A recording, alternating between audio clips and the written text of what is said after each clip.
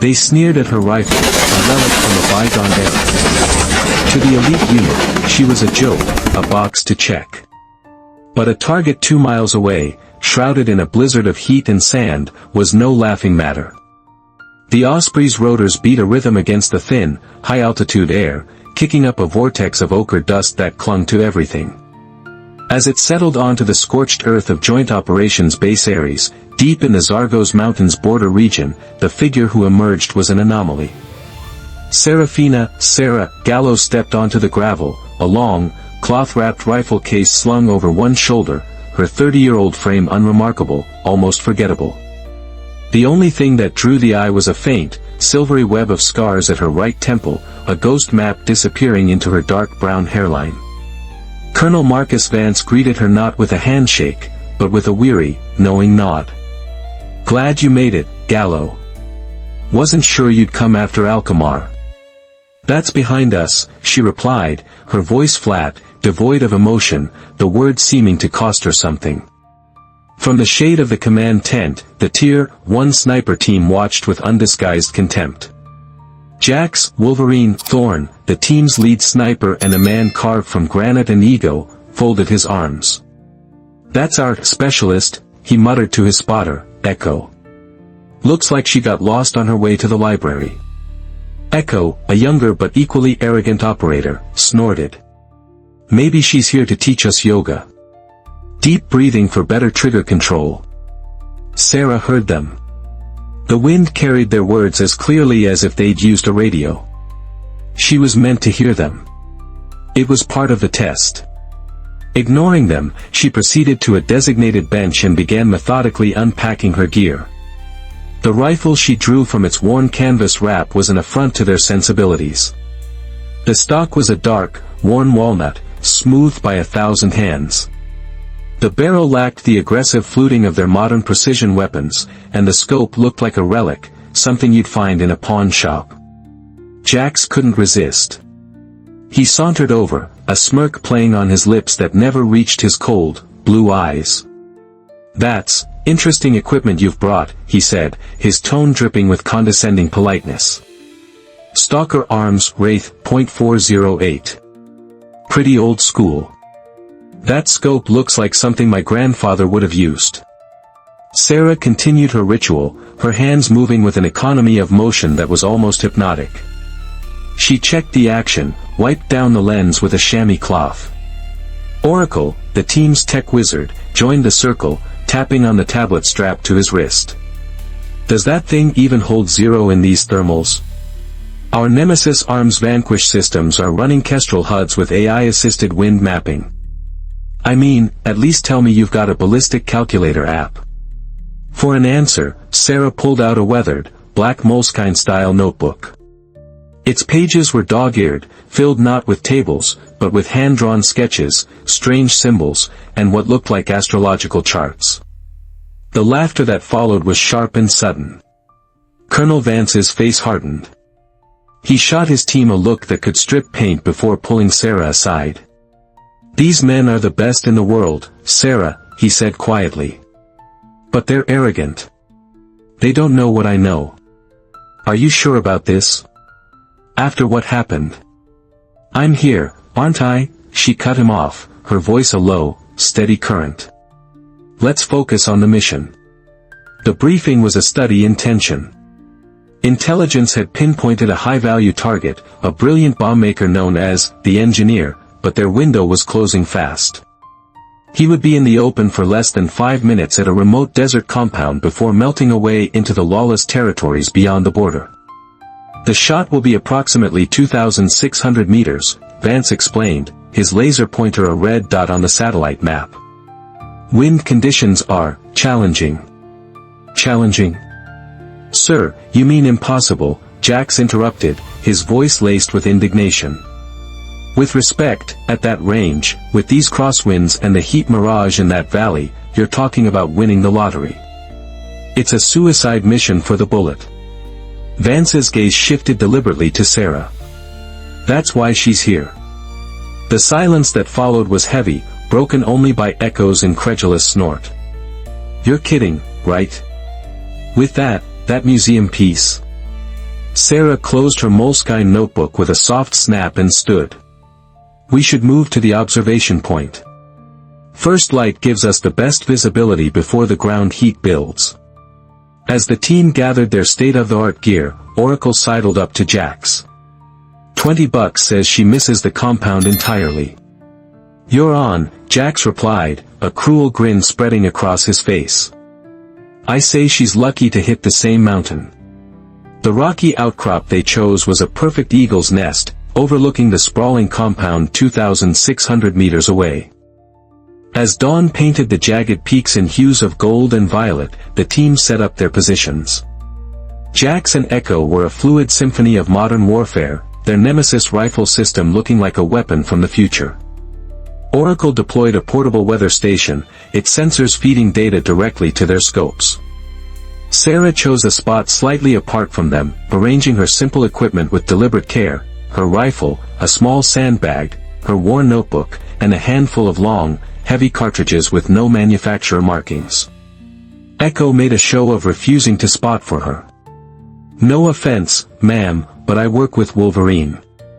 We're a team. None taken, Sarah replied, her voice calm. Oracle, proud of his tech, called to the others. Check this out. AI-assisted targeting. Factors in bullet drop, spin drift, Coriolis effect, everything but what the target had for breakfast. Sarah ignored him, making notes in her book, her pen scratching out symbols that looked more like ancient script than ballistic calculations. Jax watched her, a mixture of annoyance and morbid curiosity on his face. What kind of system is that? Mine, she answered simply. The radio crackled. Eagle Nest, this is Ares Actual. Target is expected on site. Confirm you are set. Confirmed, Vance's voice responded. All elements ready. The sun climbed higher, and with it came the shimmering heat distortion that made the distant compound dance and warp. Unpredictable gusts of wind sent dust devils spiraling across the valley floor.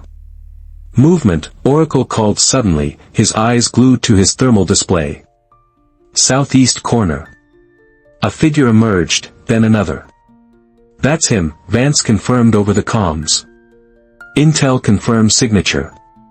The engineer is in the open. Jax settled behind his rifle, the digital display in his scope a dizzying array of numbers. Echo called out readings. Wind 18 miles per hour, gusting to 25. Shifting from 2 o'clock to 3 o'clock. Barometric pressure dropping. Oracle glanced at his targeting tablet and swore under his breath. A bright red warning flashed across his screen, 93% probability of miss. The target was moving quickly toward a waiting vehicle. Seconds remained. Take the shot, Wolverine. Vance ordered. Jax hesitated, his finger hovering over the trigger. Sir, I don't have a clean solution. The variables are off the charts. Does anyone have the shot? Vance's voice was strained. A quiet voice cut through the tension. I have it. It was Sarah. Jax almost laughed, but Vance's sharp command silenced him. Let her try. All units, hold fire. A dead silence fell across the ridge. Sarah moved into position, her movements fluid, almost serene. Without a spotter, she glanced at her notebook, made a final, minute adjustment to her scope's elevation dial, and then closed her eyes for a single, long second. She took one deep breath, exhaled halfway, and squeezed the trigger. The report of the .408 echoed across the valley, a deep, resonant boom. For 3 agonizing seconds, nothing happened. The bullet was a ghost, traveling across an ocean of shimmering air. Then, through their high-powered scopes, they saw it. The distant figure of the engineer suddenly crumpled, dropping as if his strings had been cut. The radio crackled to life, a different, calmer voice cutting in. Ares Actual, this is Eagle Nest. Target eliminated. Clean shot. Echo lowered his spotting scope, his face pale. That's not possible. Oracle stared at his tablet, which still flashed its 93% miss probability. "My system," it said. "How?" Jack said nothing. He simply stared through his scope at the fallen target, then slowly turned to look at the woman and her rifle with entirely new eyes. The silence on the ridge was absolute, broken only by the whisper of the wind. Jax Thorne, a man who had built his entire identity on being the best, felt the foundations of his world crack. He carefully rose and walked over to Sarah's position, his movements slow, almost reverent. He knelt and examined her rifle, his expert eye now seeing past the worn exterior. He saw the subtle, custom trigger work. The hand-lapped barrel, its finish deliberately aged. And the scope, the glass had a strange, proprietary coating, and the reticle was etched with markings he had never seen before. "What is this?" he asked, his voice barely a whisper, pointing to the strange symbols on the barrel. Before she could answer, a new voice crackled to life, not on their team's frequency, but on a small, personal radio clipped to Sarah's vest. "Stillwater, confirm status." "Over." The team exchanged confused glances. Stillwater wasn't her call sign. Sarah keyed her radio. "Package delivered. Site is secure. No complications." The change in Colonel Vance's demeanor over the main comms was immediate and startling. The casual authority he'd maintained with the team vanished, replaced by something bordering on deference. "Sir?" Jax questioned, utterly bewildered by the shift. Vance's voice was heavy. "Gentlemen, for the past hour, you've been working alongside the ghost of Al-Qamar." The name hung in the air like smoke. Echo's jaw dropped. That's a myth. A campfire story. The ghost was credited with the longest confirmed kill in that theater, Oracle stammered, his technical mind racing.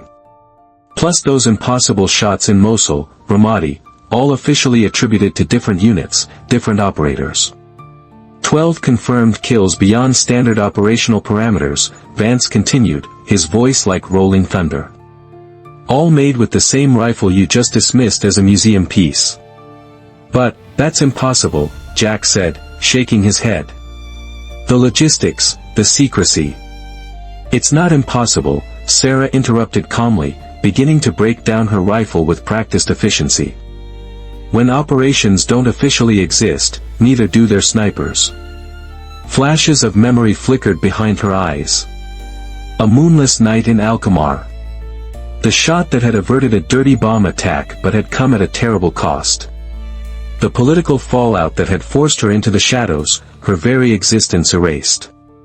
The rifle in her hands wasn't outdated, it was a masterpiece of deniable technology, purpose-built to be untraceable, forgettable. "Your rifle," Jack said, understanding dawning in his eyes. "It looks ordinary on purpose." Sarah nodded, sliding the barrel into its canvas sleeve. "The most dangerous weapon is the one no one remembers seeing." The radio crackled again, this time with an urgent message for Vance. "Ares Actual, we have new intel. 3 additional HVTs have just arrived at a secondary location, a mountain pass 5 clicks east. Requesting overwatch and potential engagement." Vance relayed the information.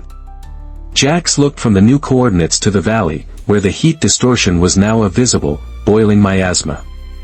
He glanced at Sarah, a new, grudging respect warring with his ingrained skepticism. "The conditions are getting worse," he stated flatly. "Even she can't make those shots." Sarah studied the new coordinates on Oracle's tablet, then consulted a page in her Moleskine. She looked up, her gaze steady. "I can get the first one. Maybe the second." She paused, then her eyes met Jax's. "But the third one, that one's yours." Jax laughed, a short, humorless bark. "Mine. I just watched you make a shot I wouldn't even dream of attempting." "I told you, it's impossible." "It's impossible with what you thought you knew an hour ago," Sarah replied, her tone even. She didn't wait for an answer, simply moving to a new position overlooking the distant mountain pass. The team followed, their dynamic utterly transformed. Where there had been mockery, now there was a tense, focused silence. Where there had been dismissal, now there was a desperate curiosity. "First target is at 2,430 meters, Vance announced over the comms. "He's exposed on a ledge." Sarah sat up, consulted her book, and fired. The sequence was identical to the first shot: serene focus, a single breath, a clean trigger pull. A few seconds later, Vance confirmed, "Target down." For the second target, positioned at 2,500 meters behind partial cover, she talked them through it. Echo, now acting as her willing spotter, hung on every word as she explained her adjustments. "The wind is moving in layers," she said, her voice a low murmur. "The instruments only read the layer you're in. See the way the dust moves on that far ridge? That's a different current. You have to account for the entire river of air the bullet will travel through." Again, the shot was perfect. Target eliminated, came the confirmation. Then came the third target. The most difficult position, partially obscured at a slight upward angle that complicated the ballistics exponentially. "This one's yours, Jax," Sarah said again. He swallowed his pride, the admission costing him more than any physical hardship. "I can't make that shot." "Not alone," she agreed. She moved beside him, taking the role of his spotter. But she didn't give him numbers. She guided him through her methodology. "Put away your tablet, Oracle. Jax, look through your scope, but don't just look at the target. Look at the world around it. Tell me what you see." Jax struggled, his mind fighting to unlearn years of reliance on technology. "I see rocks. Heat shimmer." "Look deeper," she urged. "The shimmer isn't uniform. It's thicker near the ground. That means the air is less dense there. Your bullet will travel faster through that pocket. And see the leaves on that scraggly bush 1,000 meters out. They're trembling, but the dust isn't moving. That's a microdowndraft. Your system can't see that, but your eyes can." She opened her Moleskine and showed him a page. It wasn't math, it was a drawing of the valley, with arrows and symbols depicting the flow of air as if it were water. "You're not shooting at a target," she explained. "You're navigating an environment. You have to read the story the landscape is telling you." Jax absorbed it all, a paradigm shifting in his mind. He looked at the world through new eyes, making adjustments based on her guidance, on his own newfound observations. He felt the shot, the connection between himself, the rifle, and the distant target. Finally, he squeezed the trigger. 3.5 seconds crawled by. "Target down," the radio confirmed. "Clean shot." The look on Jax's face was beyond pride. It was a revelation. That's the furthest I've ever connected." Sarah nodded, a flicker of something warm in her eyes. "It's the first of many." As the team packed up, the questions they had been holding back finally spilled out. "How did you become the ghost?" Echo asked, his voice full of awe. "I didn't set out to become anything," Sarah said, disassembling her rifle. "I was a competitive shooter. They recruited me for my accuracy. The legend grew on its own. But why the secrecy?" Jax pressed, his mind still reeling. A shadow crossed her face. The ghost was more valuable as a rumor than as a person. A tool to be used and then put away. She paused, her hands stilling on the rifle stock. In Al-Qamar, the intelligence was bad. The target was in a building full of civilians. "I saw it. I tried to abort, but someone else gave the fire order and blamed it on me. When I started asking questions, I became a liability. So they buried me. Until now," Jax concluded softly. "Until now," she confirmed. A week later, Colonel Vance gathered them in the briefing tent. His expression was grim. "The engineers' network is still operational. We've identified his successor, but he's holed up in a fortress-like compound deep in the mountains. The approach is a death trap. Conventional forces can't get close. What's the distance? Sarah asked, already knowing the answer would be extraordinary. Just over 3,200 meters. A low whistle escaped Echo's lips. That's over 2 miles. That's not a shot, that's a prayer. Under normal circumstances, yes, Sarah admitted. Vance shook his head. This isn't a standard elimination. We need to send a message. The shot needs to be witnessed by his entire command structure. It needs to be an act of God. Jax looked between them, the pieces clicking into place. You're asking for an impossible shot that needs to be both successful and public. That's a one-way trip for the shooter. Not if there's more than one shooter, Sarah said quietly. Understanding dawned on Jax's face. A synchronized shot. Multiple rifles, one target, fired at the exact same instant. Sarah nodded. One impossible shot becomes 3 improbable ones. The probability of at least one connecting increases dramatically.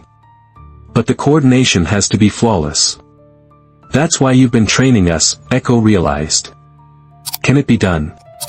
Vance asked, his gaze fixed on Sarah. She surveyed the men before her. Jax, his arrogance replaced by a quiet intensity. Echo, his keen eyes now seeing the world differently. Oracle, his analytical mind now balanced with practical wisdom. Yes, she said finally. But we'll need 3 days to prepare. Those 3 days were a masterclass in precision. Sarah divided them, positioning Jax on the western approach, Echo on the southern ridge, and herself in the most difficult position to the east. They spent hours studying the terrain, not with satellites, but with their own eyes, mapping every nuance of the landscape that could affect the bullet's flight. On the morning of the operation, they moved into position under the cover of darkness. The target compound was a viper's nest nestled in a deep valley. Eagle 1 in position, Jax radioed, his voice steady. Eagle 2 ready, came Echo's response. Eagle 3 set, Sarah confirmed. From a central post, Oracle's voice came through their earpieces. Target is on sight. On my mark. Synchronized fire in 30 seconds. As the countdown began, Jax focused on his breathing. He thought back to his first encounter with Sarah, the memory bringing not shame, but clarity. True mastery wasn't in the gear, it was in the understanding. 3, 2, 1. Mark. 3 rifles fired as one, the sound waves merging into a single, thunderous clap that rolled across the mountains. 4.5 seconds stretched into an eternity. Through his scope, Jax watched as the target in the center of the compound simply ceased to exist, struck by multiple projectiles at the same instant. Target down. Oracle yelled. Clean hit. Extract immediately. They broke down their positions and began moving toward the extraction point. Jax and Echo arrived first, their adrenaline still pumping. They waited.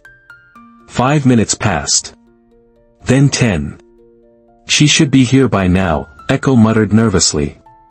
Sarah's voice, strained, crackled over the radio. Eagle 3 encountering resistance. Taking alternate route. Proceed with extraction. That's an order.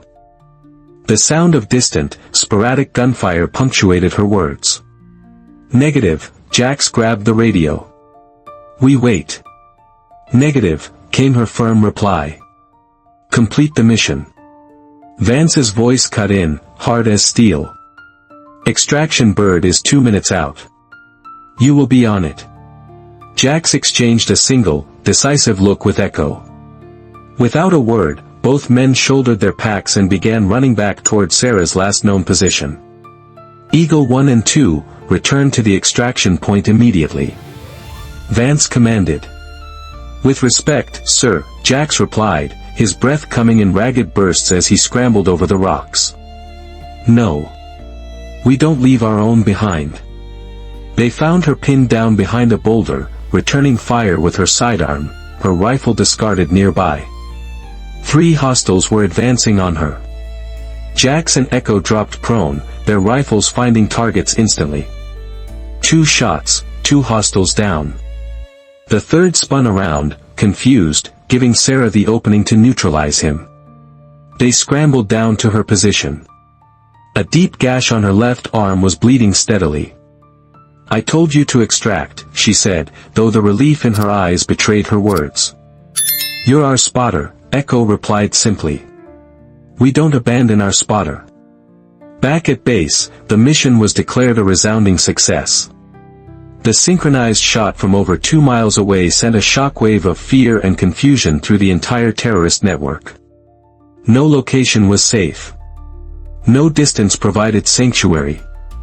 In the medical tent, as a medic bandaged her arm, Sarah looked at Jax and Echo. "Why did you come back for me?" "It violated protocol." "Because that's what a team does," Jax said, his voice quiet but firm. "And somewhere in the last week, we became a team." Sarah studied them both, then gave a slow, deliberate nod. "Yes," she said. "We did." Colonel Vance entered, his face unreadable.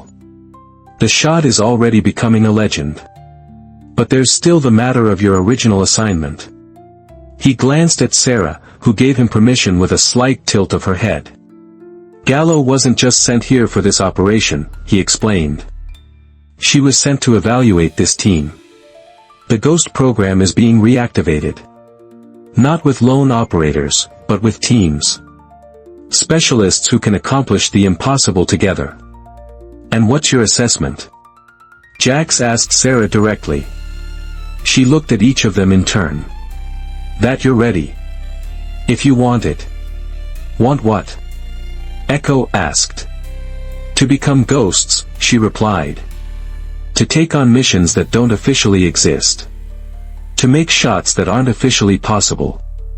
There's no glory, no recognition. The work happens in the shadows." "But it matters," Jax said, more a statement than a question. "More than most will ever know," she confirmed. 6 months later, at a remote training facility nestled in the Nevada desert, 2 of the most respected new instructors, Jax and Echo, watched the latest batch of recruits arrive. A young woman stepped off the bus carrying an unusual, older-looking rifle.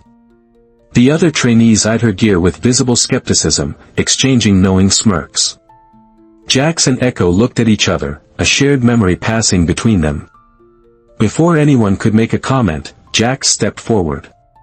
"Let's see what you can do," he said, his voice carrying across the training ground.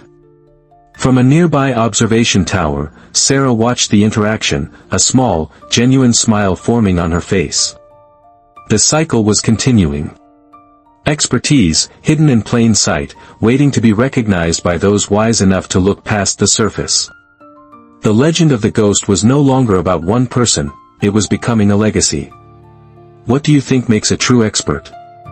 Is it the latest technology, or the depth of their experience? Let us know your thoughts in the comments. We read every one, so please comment with respect. And if you enjoyed this story of unsung heroes, consider subscribing and sharing for more.